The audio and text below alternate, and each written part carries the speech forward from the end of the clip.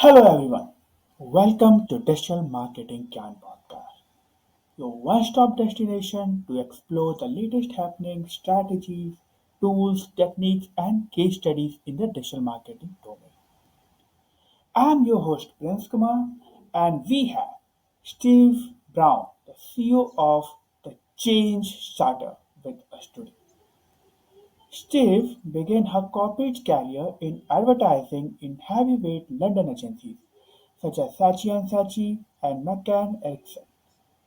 She has worked with global brands such as L'Oreal, Coca-Cola, McDonald's, and Visa, helping them assess their business challenges, design effective strategies, and achieve measurable results. Before starting the Change Starter, Steve held strategic planning and management roles at several Sydney-based marketing agencies. We are excited to have her today and understand on a very important topic that is about the three steps to never-ending content for boosting brand awareness. Hi Steve, a warm welcome on our show today. Hello, thank you so much for having me. It's good to be here. Great, and we are excited to have you today. Thank you. So to start with our conversation, can you just let the audience know a bit more about your corporate journey? Yeah, absolutely. So, yeah, as you said, I was really lucky to start my career at one of the greatest ad agencies in the world, Saatchi and Saatchi. So it was very much more traditional advertising when I started, TV, radio, print, billboards, that sort of thing. And I was working for FMCG brands, so with Procter and Gamble. That was my first client that I was working with. And then I went on to work for Visa, and we had the account for the whole of Europe. So that was a more broad experience. So we had traditional methods of advertising that I've mentioned, but we also were working on what was at the time sort of the beginnings of digital marketing. So at the time, it was really just web banners, there was not too Okay, much else to it. That was kind of what was happening. And even that was all a bit exciting and nobody quite knew, what was happening. But in Saatchi's, they'd already built a digital marketing team and, it was starting to really come into a lot of clients' plans as well. So we were doing things like that. But then also we had got a division for, which I think that still exists today, they call it Saatchi X, which was for shopper marketing. So going from what we used to call point of sale to shopper marketing, which is much more in depth around the psychology of how people shop, the buying cycle, their behaviors, their attitudes, the process they go through. And I found that really, really fascinating. So I was able to get a really broad breadth of experience with all of those different disciplines, and then working across Visa, as I mentioned, and then I went into other agencies. I worked on L'Oreal, and then I came over to Australia and I started to specialize more in the shopper marketing side of things. And then, of course, that also integrates with digital. It has to, because everything has to now. So I then ended up saying, right, well, I need to upskill in digital. And, with my generation, we're really the only generation in history where, we have to have done both. So we started our careers in kind of traditional methods, and then we've had to go, oh, okay, digital marketing, we need to learn about that. So we've all had to upskill. And we really, it's the only point in history when that's going to happen, right? Everyone else after us is a digital marketing native right from the beginning. So it's a very interesting time to be alive, really, in the marketing industry. And so, yeah, I went on and I did my master in digital marketing finished in 2020. But I actually started my own business back in 2015. And that's really when I moved from working with corporates, big global brands, building their brand awareness and driving their overall engagement and familiarity of their brands through to small and medium enterprise, which is what my business really specializes in. And of course, that's a whole different world from corporate brands, and it comes with its own unique set of challenges for small business. got it, got it. So what all services like your agency provides out there? Because one thing which I was able to get is that lead generation is where you have been more major focus. So what are the other services that your agency works upon? Other services. So our business is really full scope of marketing. And it's really, for me, because I had that broad background, it's really about what does the business need? And, small businesses can't afford TV ads, obviously, but they might be able to they can put ads on social media, they can put ads on YouTube and on Facebook. So it's really about determining what's the full scope of their marketing challenge and their marketing plan. And it has to align to their budget, right? And so very often I see, small businesses say, oh, well, we got this marketing plan done. But when you look at it, it's like, wow, this is like a master plan. This is millions of dollars worth of, content and advertising and all sorts of ideas. And they're all great and they might well work, but they don't actually fit with reality because you don't have that budget. So often, it's really about looking at the business as a whole. What do they need? Meet them where they're at as well on their marketing journey, because they're not always all, ready to embark on certain types of marketing. It's a bit too much for them. Perhaps they don't have the infrastructure in place. So we just try to look at what's realistic for the business and then put a plan in that's going to really work for their budget and their resourcing capability at the time. And I think that's important. So, we're going to talk, I know, about content today, and content really is important in the marketing sphere. It is marketing. But of course, it comes in lots of different facets, and there's different ways that content can be distributed. And so you need to have a very holistic plan. It's not only about having a content plan, for sure. Definitely, definitely. In this competitive world, having a well-researched content is, the importance. So, yeah, coming to the topic that we have today, can you just, help us, the audience, understand that what is the importance of this well-researched content, especially Mm-hmm. in this competitive environment where there are kind of lacks of content being floated every day, whether it might be the text content, whether it might be the audio content, the video content. So, how the companies or how the organization can stand out from this content? Yeah. So that's the thing, right? There's so much content out there in the world. We're all bombarded with messages day in and out, not always from companies, but from our friends, from people in general that are online. So it can be very overwhelming. But content is marketing and marketing is content, and that's the way of the world now. And so of course, content and a content strategy is an important part of your overall marketing strategy. And I think, because there's so much content out there, and especially now with the evolution of AI, which is going to further saturate our world with content, there's a lot of content that's now, it's really just the same old stuff, and it's re-edited and regurgitated into different forms, which is a problem in itself. So well-researched content has the potential to not only ensure that you're speaking factually, i.e. you are citing original sources, not just the one you found on the internet, which is a lot of what some of the problems that we're having with AI already, but also to give you the opportunity to have an edge on your competitors. So you can hopefully, bring something different and unique to your content. So what's really most important is, what is your target customer researching and searching for online? That's really where your content planning should begin. And what is going to be interesting to them? What is going to be compelling to them?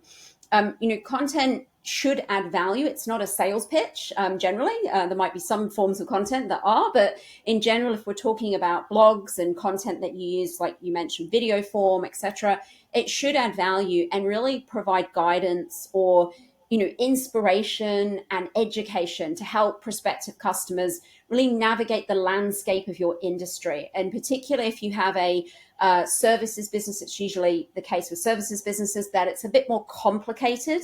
There's more complex concepts to explain to a prospective client, and they need, a little bit more information and guidance to get them to a point where they're ready to even maybe book in a consult with you. So you have to really start by understanding your customers' pain points, challenges, emotions, and desires. And that research is the first research, and then you research the topic that you're actually going to talk about and really be able to bring your own unique spin to it. And what is your view on that, that content? And of course, there is value for businesses from a search engine optimization, SEO perspective, to having content that's just sort of basic content that goes out and it talks to a topic, and maybe it is quite generic and it doesn't go that deep, and it just has a little snippet of 5 tips to this, 7 tips to that. That's great. There's nothing wrong with that content, and AI can play a role in that. But essentially, if you can have some really core pieces, whether it's a white paper or an ebook or some really deep articles that really show your thought leadership and your unique spin and view on your industry, that's obviously going to be very compelling for prospective customers and more interesting than the stuff they're going to find online, which is repeat, repeat, repeat. Definitely. So definitely there needs to be a lot of research that needs to be placed upon, and then the uniqueness of content plays an important role. Now, in this, like this in competitive environment, when I was mentioning that there are a lot of content that are being produced, there is another challenge that the content writers are facing. That is the emergence of lot of AI tools such as ChatGPT and many others. So, what Yeah. do you think are the challenges that the content writers might have to face in future if they have to have quality content out there through the AI Yeah. tools? Well, there's so much debate about this at the moment in the world, isn't there? And, we're trying to determine where AI fits in society, really. And I think, content writers themselves, they actually do need to make AI their friend. They need to find a way to integrate it into their business, and to use it in a way that can help them shortcut or refine their own thinking, or their own writing, I think. The fear, though, is that if you concept things with AI, then everyone ends up with the same content because essentially, you know, AI is taking from what is already out there. So it's not unique, it's not new and fresh. You can't really get AI to write a meaningful content about your upcoming event because the event's in the future, it hasn't happened. So in order for it to do it, you have to feed the information into it. And then of course it can write something. So if you flip it around and write your draft and then have it tidied up by AI, then you're still inputting original thinking into it. And that's really the Input. key. So, of course, there are implications for that which concern me as well. We lose the art of copywriting, the beautiful art of copywriting. I mean, long gone, I think, unfortunately, are the days when, we would have with just an amazing ad that was just a sentence or a word and it was just brilliant the way that it was concepted, and we just don't see that very much anymore, which is a real shame. And I think unfortunately AI will be set to sort of destroy that for us, and I wish that wasn't the case. But look, I read something interesting the other day. It said use AI to discover what not to write about. And I thought that was a really great perspective. I think it sums it up perfectly because whatever AI is spitting back at you, it's essentially what's already on the internet. Or, Internet, yes, yeah. you can, of course, feed things into it, but it's still feeding from what's already in existence. And so, we recommend using AI with caution to our clients or to business owners in general. I think at the stage of its evolution where we are currently, people think it's a really great tool. They're like, great, I can get my content for free. It's so easy. I'm just going to talk to the robot and it'll tell me what to say. But the reality is that it's just like when you brief a human content writer.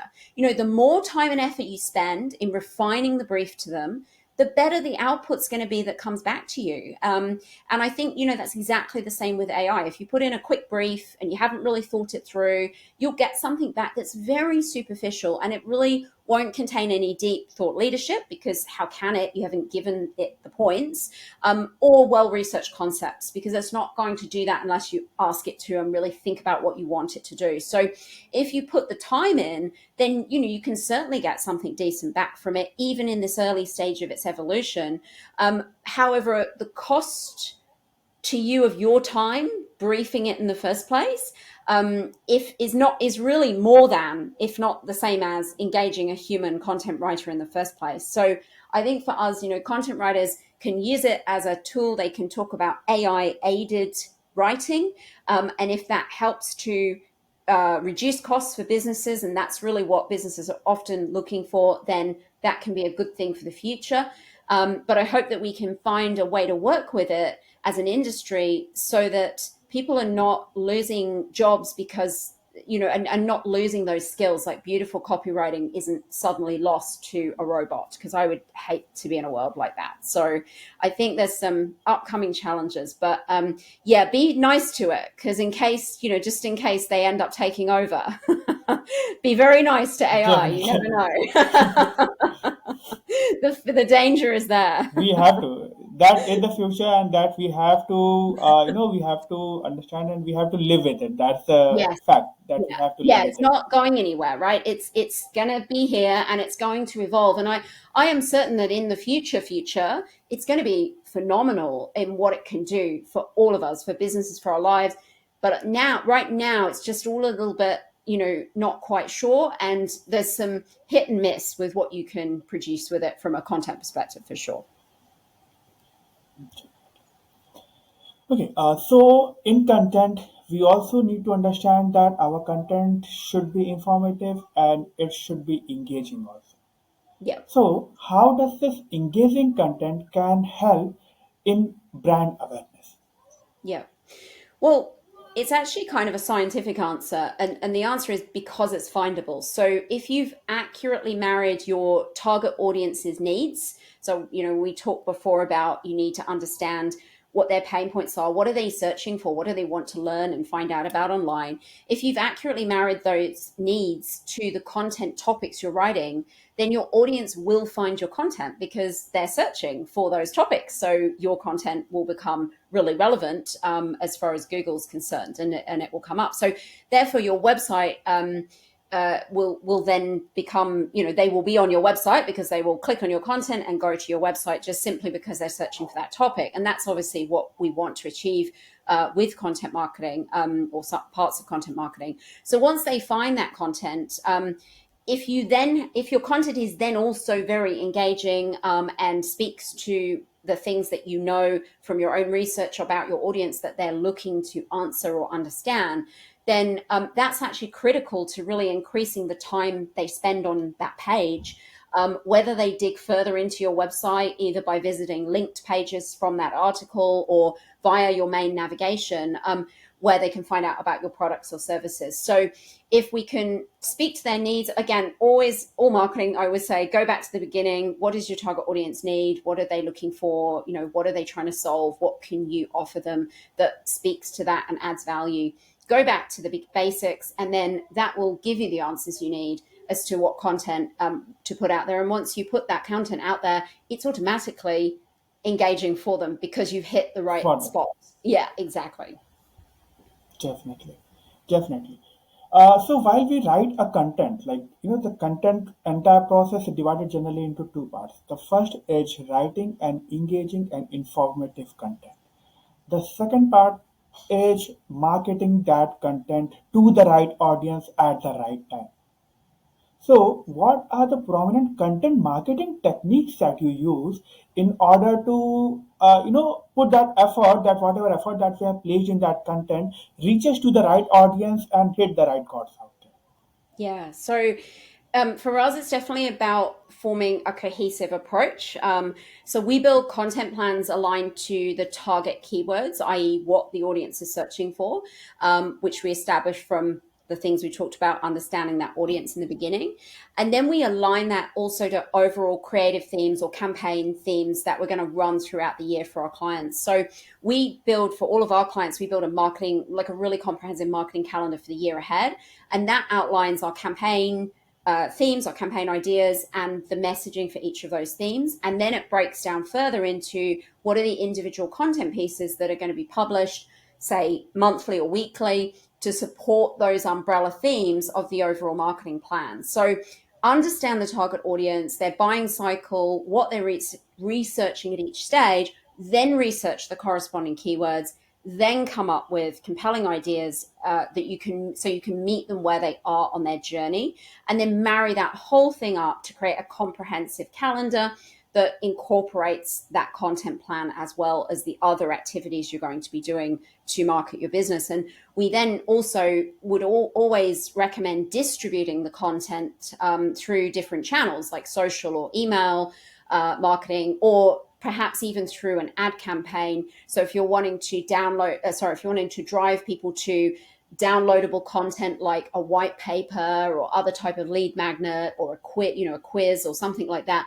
something that's going to add that value and have that deep quality thinking, then that's another way that you can distribute some of the types of content that you might create for your business as well. So it's really about bringing that all together into one plan. That's what's going to make it successful. Definitely, definitely. And at the end, let's say we have generated a content, we have marketed into perfectly. Now, as a brands, they want to understand that what are the prominent KPIs that they can use to measure the effectiveness of all the effort that we have played, whether it might be placing the content, marketing it into the right way. So, what are the prominent KPIs that the brand should consider that, okay, this was a successful campaign just because the content was in a perfect way? Yeah. So, look, if content is effective, and when I'm saying content, I'm really thinking about blogs in general or kind of, long form content, it should be achieving two things. One is more traffic to your website coming via that content, i.e., the content is the source, the landing page that people are coming to your website via. And two, a higher ranking in Google for the keywords that your content is targeting. So it's really that simple. So if it's not increasing traffic or ranking or both, then it's not really effective. Now, of course, these metrics can take time. So if you're relying solely on organic reach, it's going to take a while for rankings to be improved, and for your unless you happen to just hit on a really good one, and then that content is just the gift that keeps on giving. But generally it takes time, especially if you're in a really saturated competitive industry where everyone's talking about the same sorts of topics. And again, that comes back to, well, what makes yours more unique so it's more interesting and higher quality. But if you're also aggressively distributing your content through those other channels, then that should really help things along. So if you're putting your blog article out in your email marketing to your list, then obviously if they're clicking on it and coming to your website, that's telling that's increasing your traffic, but it's also telling Google that, oh, there's some people wanting to read this. This must be a good quality piece. So that can help with search engine optimization as well. And look, I mean, overall, the reason that we call our content product never ending content is simply because fresh content, whether it's blogs or social or whatever it is almost always needed and will be forevermore with marketing, how the way that it is now. So unless you've got a sort of massive library of content already and it's really hit the mark with search engines, and it just you've got those gift that keep on giving contents that continuously attract new traffic to your site, and that's really the gold that we're all digging for, then you do need to continuously post content on your website, to your socials, through your email and so on, just to engage your audience. And especially if you want to attract lapsed customers back to your business, they don't want to hear the same article that you posted through, a year ago. They want to hear fresh stuff. And you need to also, of course, constantly evolve your own thought leadership and thinking, and then put those theories and concepts out into the world. Definitely, definitely. And just one point I want to add into that, when we measure about the KPI, the one parameter that we also generally look upon is about the amount of comments that we are getting on the post. So let's say the point that we discussed, that our content should be engaging. So if we can add some questions out there, if we can ask the audience about their views, whether it might be on the social media post or anywhere, and if we are getting response, then that also shows a bit of effectiveness of our content, that okay, the audience have read our content, they have formed a view, or they have got to know our view, and they want to share their views also. So that is also one of the things that we also look into, that gives a hint that okay, our content is being read by the audience, and then they are also sharing their view. Yeah, look, oh, absolutely. Very good point. And I think, looking at the social engagement side of things is obviously really critical as well for your social strategy, and that links into your content. So, yeah, absolutely. If you can get content that online that's starting a discussion or a debate, or attracting, ideally praise, in terms of comments, then obviously that's going to be a really great indicator as well that you're getting that engagement and that brand awareness, as well. Yeah, for sure. Yeah, yeah. Okay, so you have given a lot of advice to our audience today. Any last piece of advice that you would like to give? I think probably the last thing I'd say is, we've talked mostly about content. It's a very important part of your marketing strategy. But overall, businesses need to have a comprehensive marketing strategy that's, outlines absolutely everything that they're going to be doing, all of their activities, not only content, but social, email, whether it's advertising, trade marketing. It depends on their business, of course, what's going to be included in that. But it's really important. And the research that I've conducted myself demonstrates that if they have a marketing strategy, that generally businesses are more confident about their marketing and they feel like it's easier. And when we get a system in place for our when we get a system in place for our clients, when we first start working with them, they often come to us and they'll sort of say, well, we've got this over here and that over there, and there's all these things happening, but it doesn't really feel like it fits together. And, one of the things I've outlined today is a strategy for fitting it all together, which is to have that marketing calendar and really planning those campaigns for the year and making sure everything ladders down. And I think that's one of the reasons why businesses don't feel like it fits together, is because they're doing sporadic things, and those activities in themselves might be right, but they're not fitting together. And often what we find is, the SEO agency doesn't know the content agency exists, and the content, writer doesn't know there's an ad specialist, and nobody knows that each other is alive in the world. And so they don't talk to each other because they didn't know they were there. And the lack of communication and collaboration really makes for much poorer results. So I think that's my final piece of advice: is cohesion is key, and you really need experts and professionals who can bring together that cohesion and build a proper strategy for you, and then really execute on that strategy, and have different specialists to do that in the different areas of your marketing. Definitely. Def- Definitely. So, with this, we have come to the end of today's episode. Thank you, Steve, for your time and sharing your valuable advice on how to write informative content and also how to market it in the right way so that we can get the best ROI for our customers. Thank you so much for your time, Steve, and look forward to have you again on our show. Thank you so much. You're welcome.